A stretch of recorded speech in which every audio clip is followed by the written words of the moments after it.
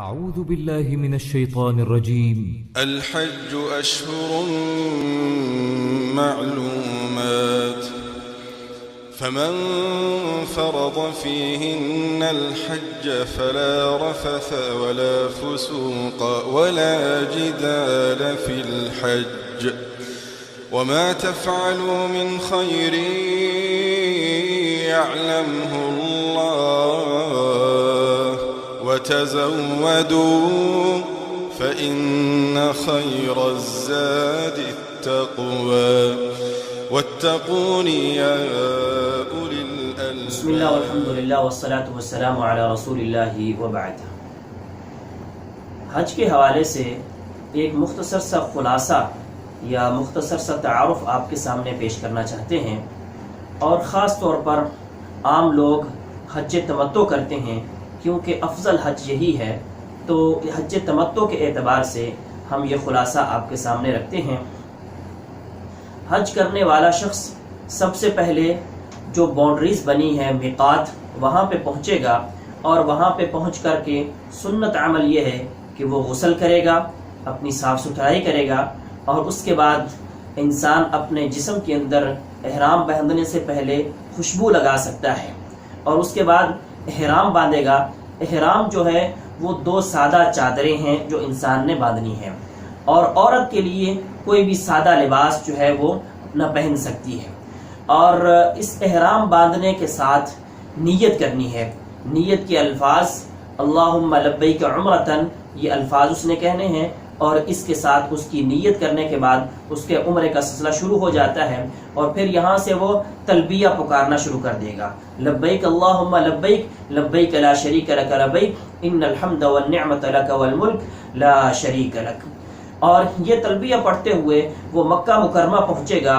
اور وہاں حرم کے پاس پہنچ کر کے جب بیت اللہ کے قریب پہنچے گا تو طواف شروع کرنے سے پہلے اس نے اپنے دایاں کندھا جو ہے وہ ننگا کر لینا ہے.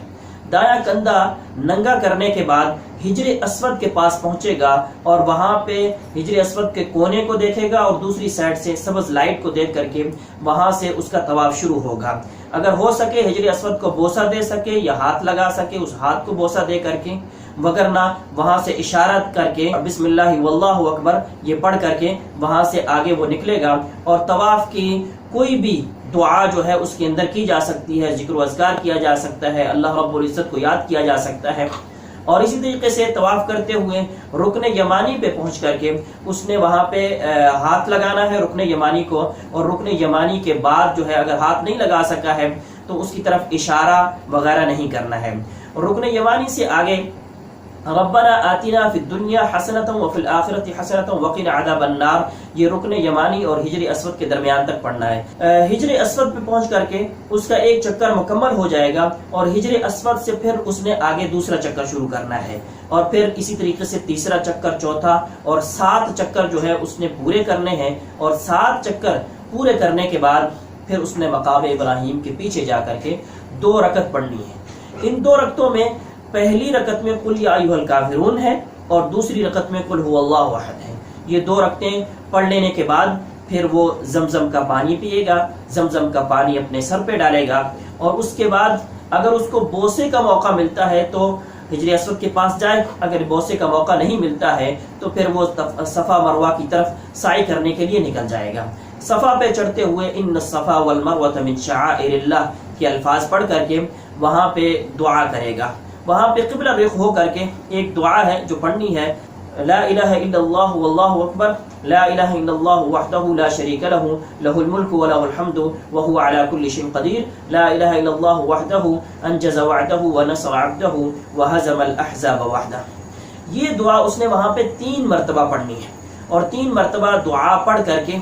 پھر اس نے اس کے ساتھ کوئی اپنے لیے اور بھی دعا کر سکتا ہے. یہاں پہ نبی صلی اللہ علیہ وسلم نے بڑی لمبی دعا کی ہے. پھر وہ اپنا سعی کا سفر جو ہے وہ شروع کرے گا مروہ کی طرف.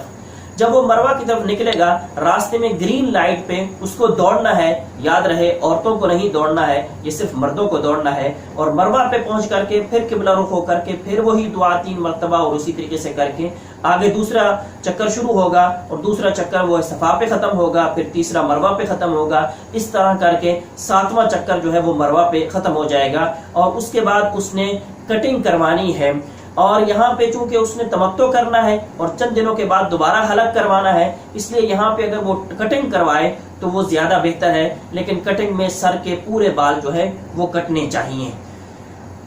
اس کے بعد جو ہے اس کو احرام اپنا کھول دینا ہے اور احرام کی پابندیاں ختم ہو جائیں گی۔ یہ حج تمتع کا عمرہ جو ہے وہ اس کا مکمل ہو جائے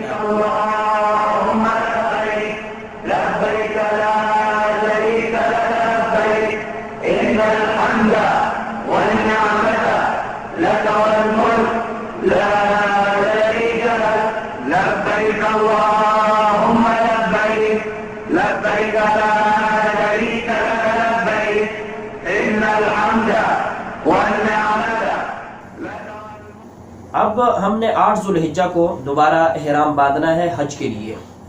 اب 8 ذو الحجہ کے دن ہم نے غسل کر کے احرام باندھنا ہے، اور احرام باندھ کر کے ہم نے نیت کرنی ہے، اور نیت وہ اسی طریقے سے اللہم لبیک حجن کہہ کر کے یہ ہم نے نیت کرنی ہے، اور نیت کے بعد ہم نے تلبیہ پڑھنا شروع کر دینا ہے۔ تلبیہ پڑھتے ہوئے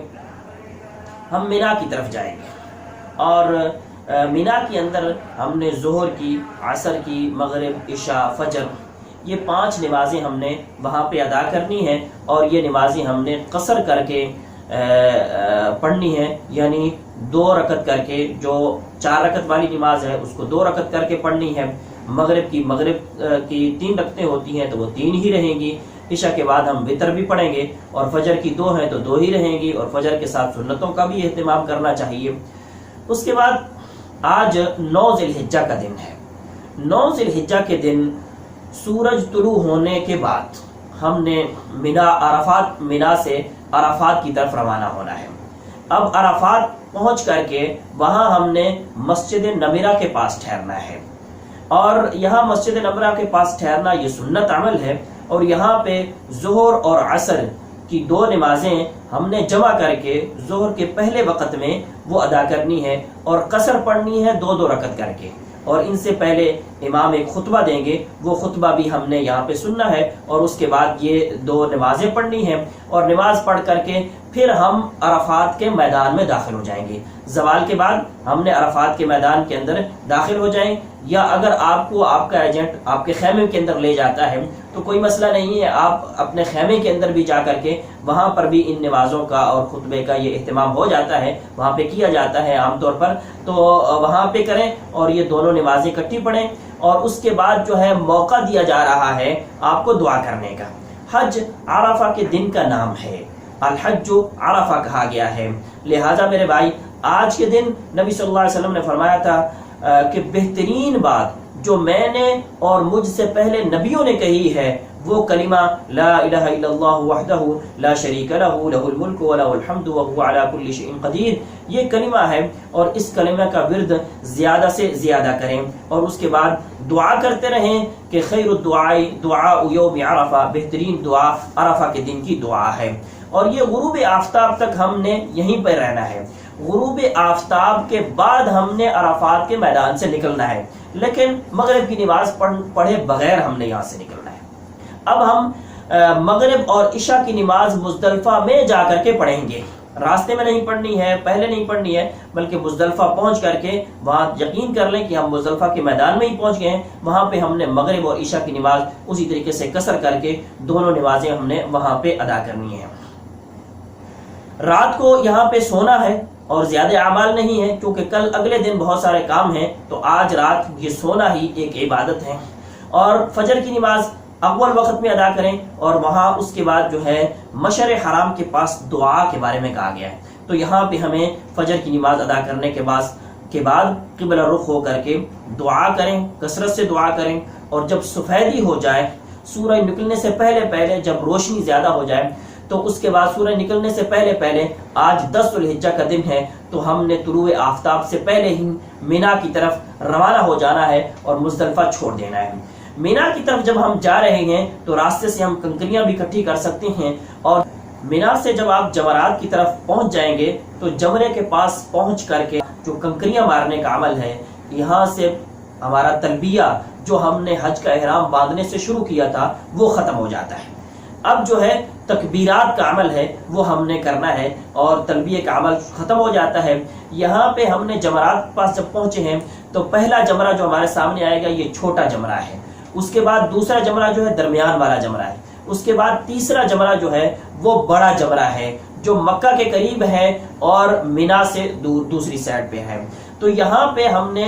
اب کنکریاں مارنی ہیں۔ کنکری مارنے کا طریقہ یہ ہے کہ مینا جو ہے وہ ہماری دائیں سائڈ پہ ہو اور مکہ ہماری بائیں سائڈ پہ ہو اور جمرہ ہمارے سامنے ہو، اور اس کو ہم جمرہ کہتے ہیں، شیطان نہیں کہتے ہیں، کیونکہ شریعت کے اندر یہی لفظ آیا ہے اور شیطان کہنا بھی نہیں چاہیے۔ لہٰذا میرے بھائی یہ جمرہ ہے اور یہاں پہ یہ شریعت کا ایک عبادت کا کام جو ہے وہ ہو رہا ہے، اور کچھ لوگ جو ہے غصے میں جوتے مارتے ہیں، کچھ برا بلا کہتے ہیں، کچھ بہت غصے سے مار رہے ہوتے ہیں۔ تو میرے بھائی یہ بات نہیں ہے، بلکہ نبی صلی اللہ علیہ وسلم نے فرمایا تھا رمی الجمار جو ہے یہ اقامت ذکر اللہ ہے، رمی الجمار اللہ کے ذکر کی اقامت ہے۔ تو لہذا میرے بھائی یہاں پہ جمرے کو کنکریاں مارتے ہوئے ہمیں خشوع و خضوع تواضع انکساری اختیار کرنی چاہیے، اور ہر کنکری کے مارنے کے ساتھ جو ہے وہ اللہ اکبر پڑھنا چاہیے، اور یہ جو کنکریاں ہیں یہ چنے کے دانے سے کم ہونی چاہیے، چنے کے دانے کے برابر ہونی چاہیے، یا اس سے تھوڑی زیادہ اوپر نیچے ہو سکتی ہیں، بہت زیادہ چھوٹی یا بہت زیادہ بڑی جو ہیں وہ کنکریاں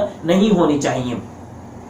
اور ایک ایک کر کے ہم نے مارنی ہے، ساری کٹھی نہیں مارنی ہے، اور کنکری جو ہے وہ حوض کے اندر جو ہے وہ گرنی چاہیے۔ تو یہ 7 کنکریاں مارنے کے بعد آج 10 ذو الحجہ کا یہ پہلا کام جو ہے وہ مکمل ہو جاتا ہے۔ اس کے بعد دوسرا کام جو ہمارے سامنے ترتیب کے اندر آ رہا ہے وہ قربانی کا ہے۔ قربانی چونکہ ہم نے ایک ٹوکن لیا ہوتا ہے اور وہ لوگ قربانی کرتے ہیں تو وہ لوگ قربانی کر دیتے ہیں۔ اس کے بعد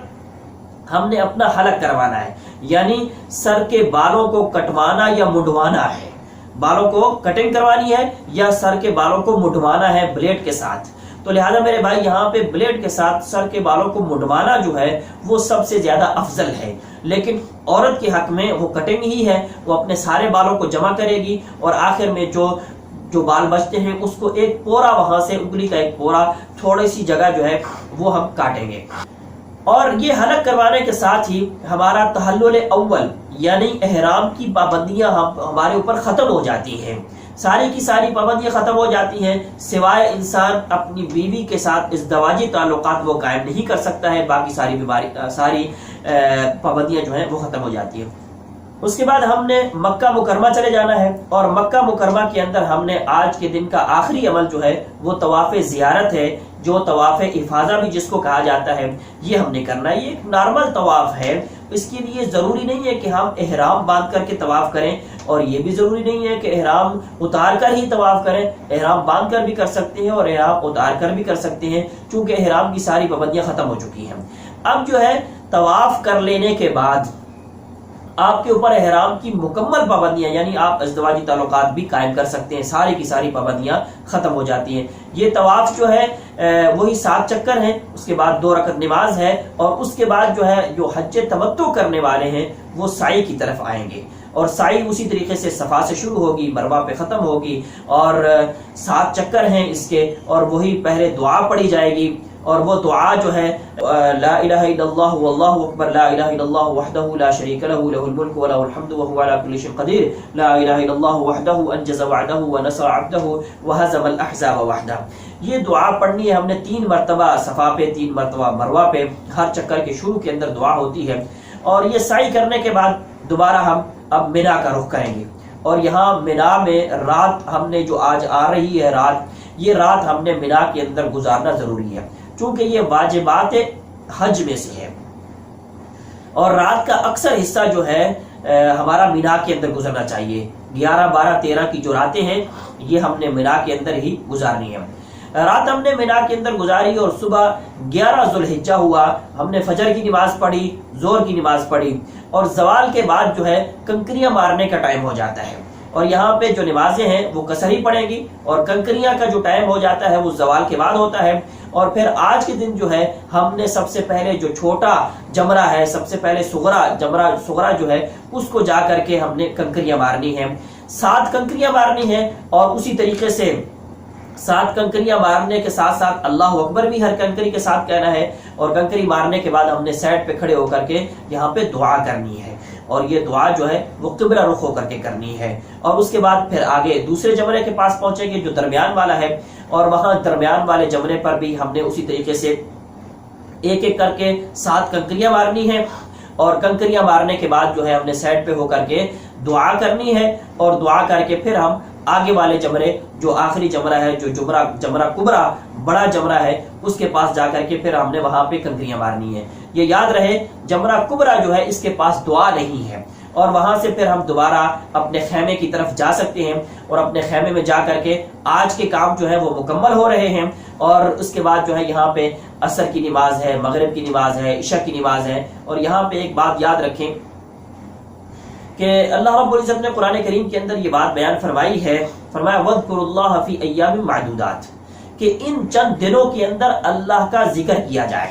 تو یہ ہے میرے بھائی، ان جو 11 12 13 کے جو دن ہیں ان کے اندر زیادہ سے زیادہ اللہ کا ذکر کیا جائے، تکبیرات کہی جائیں، اور ذکر و اذکار کا اہتمام جو ہے وہ کیا جائے. اور رات پھر ہم نے اسی طریقے سے یہ رات بھی اس کا اکثر حصہ جو ہے وہ مینا کے اندر گزارنا ہے. اور رات گزارنے کے بعد اگلے دن صبح 12 ذوالحجہ ہو جاتی ہے، اور 12 ذوالحجہ کو پھر ہم نے فجر پڑھی، ظہر پڑھی، ظہر کے بعد پھر جمرات کا ٹائم ہو گیا ہے. پھر اسی طریقے سے جیسے کل پہلے جمرے کو کنکری مارنی ہے، دعا کرنی ہے، دوسرے کو کنکری مارنی ہے، دعا کرنی ہے، تیسرے کو کنکریاں مار کر کے ہم نے دعا نہیں کرنی ہے، واپس آ جائیں گے. اب عصر کی نماز کا ٹائم اگر ہو گیا ہے تو عصر کی نماز پڑھیں گے، اور جو لوگ نکلنا چاہتے ہیں آج کے دن وہ نکل سکتے ہیں، جو جلدی جانا چاہتے ہیں وہ آج کے دن نکل سکتے ہیں، اور وہ تیاری کر کے مغرب سے پہلے وہ یہاں سے نکل جائیں.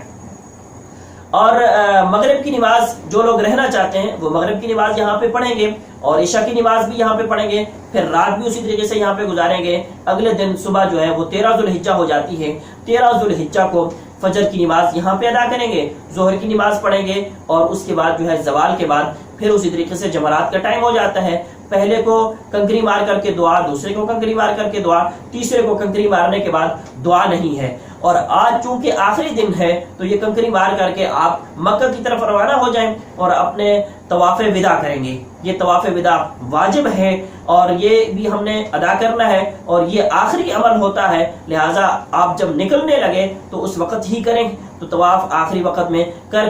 کے پھر آپ اپنے گھروں کو واپس جا سکتی ہیں. یہ ایک حج تمتع کا مختصر سا آپ کے سامنے تعارف پیش کیا گیا ہے. اللہ رب العزت سے دعا ہے کہ جو بھائی حج کر رہے ہیں، جو حج کر چکے ہیں اور جو حج کرنے والے ہیں، اللہ رب العزت تمام کے حج کو قبول اور مقبول فرمائے. وآخر دعوانا الحمدللہ.